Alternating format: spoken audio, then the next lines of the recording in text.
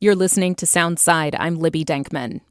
Now we have a story that's about many things. It's about education. It's about the lasting damage of an unkind word. It's also about rediscovering the things we enjoyed in our youth. But most of all, it's about comic books, which can be an effective way to distribute information, as King County's health department has discovered. Kyle Norris brings us this story. Meredith Li-Vollmer works for the King County Health Department in communications.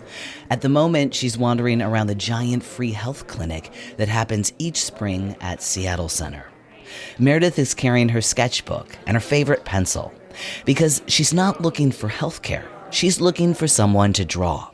She finds a potential subject in Dr. Sauti Mighty. How did you get involved with the clinic?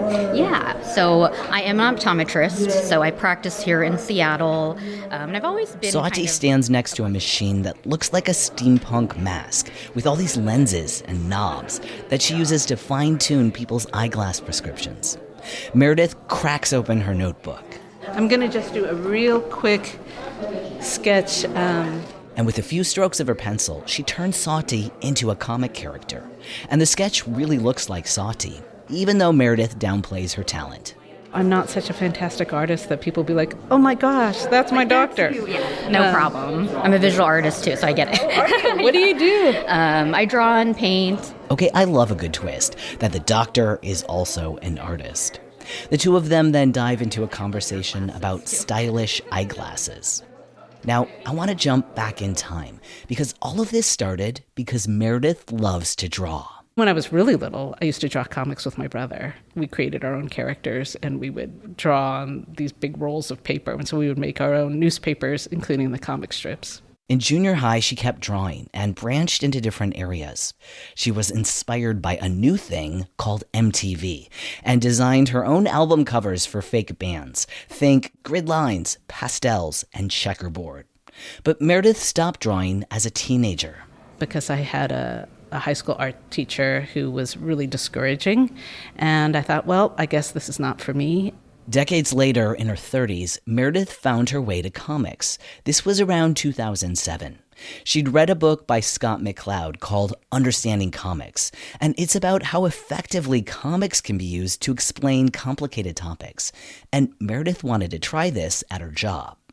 The county wanted to craft some material about how to prepare for a global pandemic, but few people were paying attention.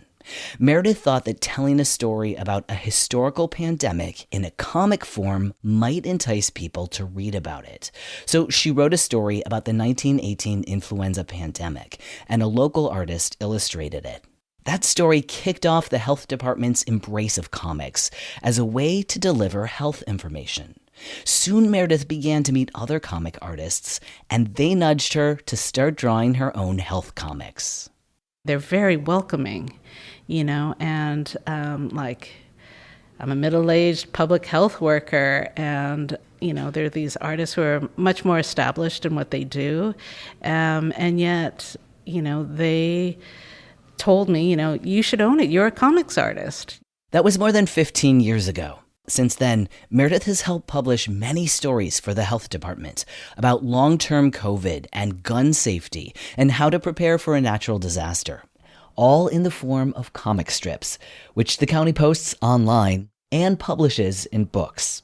So what are the upsides of using comics in this way? Well, as Meredith says, public health information can sometimes make your eyes glaze over. Public health issues are often very complex. And they can feel very wonky, they can feel very dry, but I feel like all public health issues have stories behind them, and they are all stories about people. She's currently working on a strip that she says seems like a horrible idea for a comic, septic systems. But Meredith's making it captivating by focusing on a fictional family whose lives get turned upside down when their septic system fails. The kids are freaking out because, the toilet's backing up. Instead of presenting a boatload of data, Meredith highlights personal stories. She says that's where she finds the power to engage with folks. Especially post-COVID, people don't want to think about public health issues a lot of the time. They're burned out. I get it. I don't blame them. But if we can help evoke some sort of emotion about an issue so that people will read on, will want to learn more, will want to talk about it. She wants these comics to start conversations about how we can care for everyone's health. Another benefit of the comics, the simple and clear style of the art helps the county reach more non-native English speakers.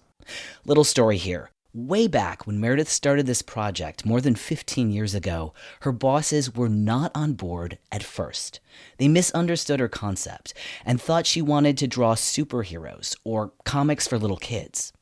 Around that same time, Meredith had been doing outreach to different immigrant communities, asking them for feedback about how the health department could do a better job communicating.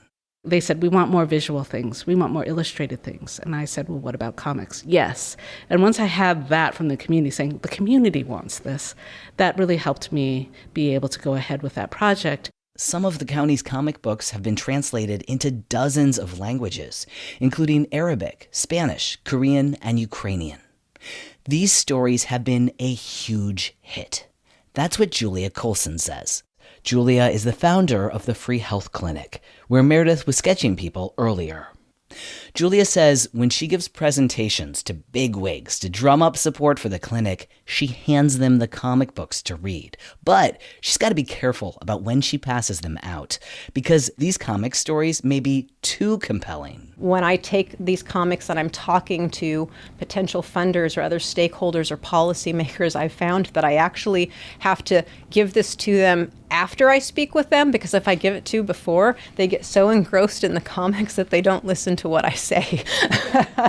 Julia says the comics have helped convince people in power to support the clinic. And now that the clinic is about to celebrate its 10th year, Meredith is making a comic strip about the anniversary. Sati, the eye doctor she sketched earlier, makes it into one of the panels. Her character wears cherry red glasses and a big smile as she gives a patient an eye exam and explains why she volunteers at the clinic. Meredith is surprised that she gets to draw as part of her job. I never expected to do comics, never expected to be part of a comics community. It's just one of those unexpected turns in life that I'm really grateful for. Meredith says circling back to something creative she loved to do as a child is pretty great. And if Meredith's artistic journey were a comic story, that teacher who criticized her artwork would be a single panel, while the art Meredith has gone on to make has filled entire books. For Soundside, I'm Kyle Norris. And we'll have a link to where you can view Meredith's comics on our website, kuow.org/soundside. Thanks for listening to Soundside. By the way, this show is only possible because listeners support us. If you are able to give right now, check out the show notes for a link to donate. And don't forget, you can listen live on KUOW 94.9 FM Seattle at noon and 8 p.m. Monday through Thursday, or anytime online at kuow.org.